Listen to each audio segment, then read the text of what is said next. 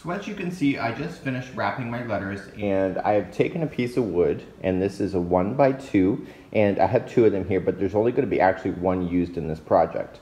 So I have painted the top surface of it and the exterior. Obviously you will not see the bottom of this when you get to go. So I laid out the letters and then I marked my wood and then I cut the wood so that it was just pretty much matching the word toys. So I'm using a secondary piece of wood just as a support, because what I'm going to do once my glue gun is all warmed up, I am going to then glue this section to this board here, so all the bottom sections.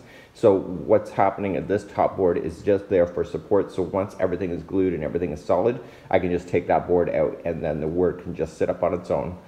Just like so, and it will go onto my shelf. And basically, so once you tack it on the other side, you turn it over once it's dry, and then all you just do is run a bead of glue on the underside of the letters there and let that dry.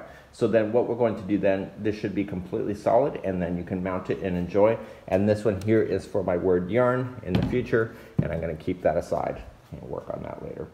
So I've now turned my word back over, and all I'm just going to do is that I started on this side and I glued it to the front of the board, and then I turned it over and ran a back bead along the bottom.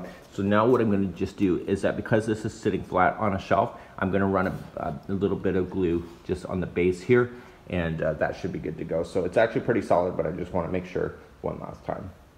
So I've now determined that my glue is dried and this has turned out really good. So I can actually lift it now and the letters stay into place just like you see. And so now I can mount it to the section of my studio where we actually have yarn toys. So I'll be back in just a moment. I'm gonna put it up and see what it looks like. So I'm just mounting my letters. So I'm crawling up the shelf, and there it is on the top of the shelf. So you can see that the black actually blended right in with the shadow of the wall, and that's actually pretty neat, and it's standing up by itself. So now I just have to do the rest of the tops all the way down with all the different letters that I have.